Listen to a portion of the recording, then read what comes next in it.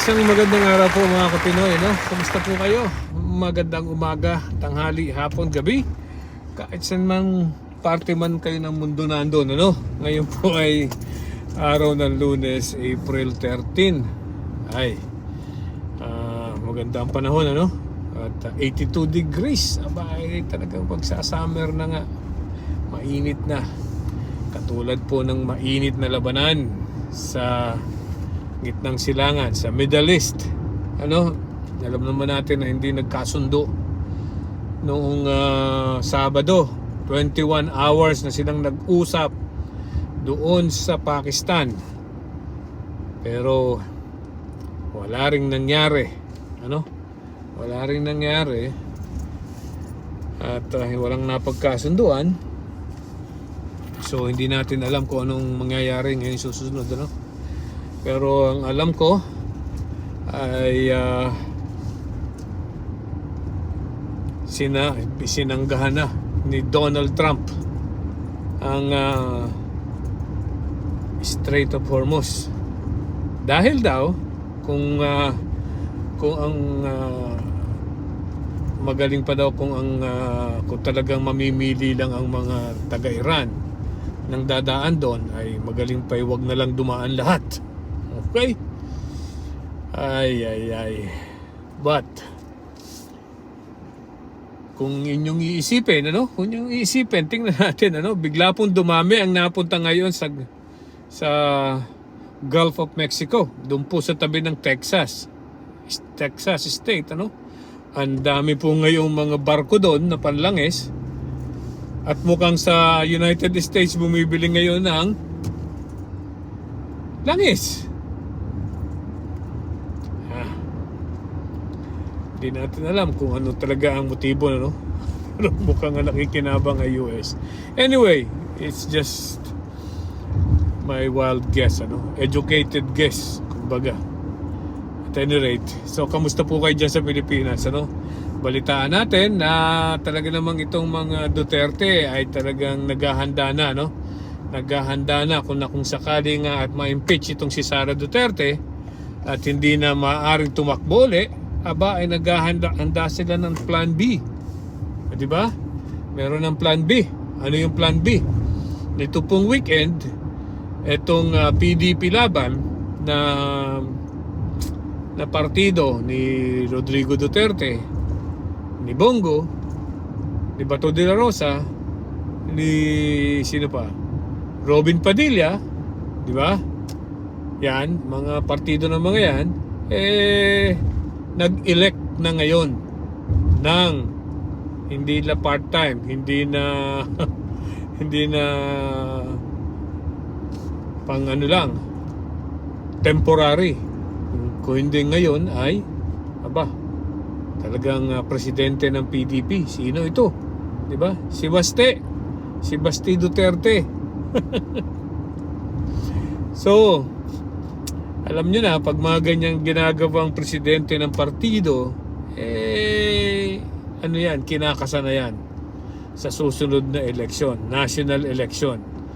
It's either senator or vice president or president.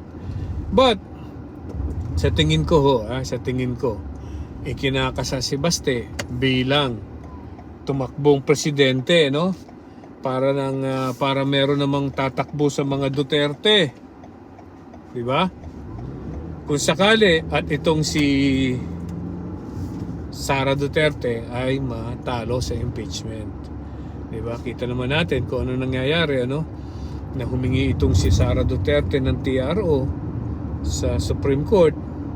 Di ba? Ay hindi naman agad ibinigay ng Supreme Court. Bagkus pinasagot yung mga House of Representatives. Ano, sa halip na mag-issue ng TRO ay pinasagot po sa loob ng 10 araw. Ano? Bukas April 14 ay nagsisimula ng tumanggap ng ebidensya ang House of Representatives. Di ba? Ang Justice Committee, ano, ng House of Representatives. So maglalabasan na po ang mga ebidensya bukas laban kay Sara Duterte. Makikita na rin sa wakas ng taong bayan kung ano ang mga ebidensya na pinupukol kay Sara Duterte. Di ba? So, since naiisip, balik tayo dito sa nangyaring pagiging presidente ni Baste. So, nakikita nila na maaring maglabasan na ang mga ebidensya kay Sara Duterte at magkatotoo nga yung mga ebidensya na yan na ipinupukol sa kanya, ay baka nga naman masira na si Sara Duterte na yung tuluyan, patatakbuhin nila si Baste. Diba? Si Baste naman ang patatakbuhin. Talagang ang kapit sa patalim, ano? Talaga naman, kapit ng husto. At baka malaglag. Ano? Ayaw pa kawalan ng mga Duterte ang politika ng Pilipinas, ang kapangyarihan, di ba? So ayan, obvious na po mga kasamang Pinoy, no? Obvious na talagang itong mga Duterte will move heaven and earth para lang mapanatili sa kapangyarihan sa Pilipinas, di ba? So more or less, yan ho ang mangyayari dyan. No? Merong 1-2 punch ang mga Duterte.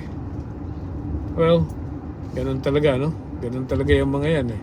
Kita nyo naman, nung mawawala nung bababa na sa pwesto itong si Rodrigo Duterte, paayaw-ayaw pa itong si Sara, di ba? Ganun din naman, tumakbo din as Vice President. Correct? Alright, so malaman natin ang mga susunod na kabanata diyan sa Pilipinas, ano?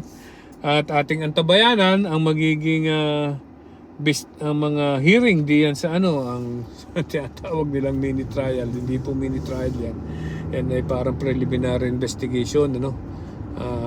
Inaalam kung ano ba talaga kung totoo at ang mga ebidensya and if it will stand in court. So, yun po ang ginagawa ng House of Representatives. Di ba? Yun ang makikita natin ngayon simula bukas kung ano ang mga lalabas na ebidensya laban kay Sara Duterte na magagamit sa Senate impeachment trial. Okay? Magandang araw po. Bye-bye!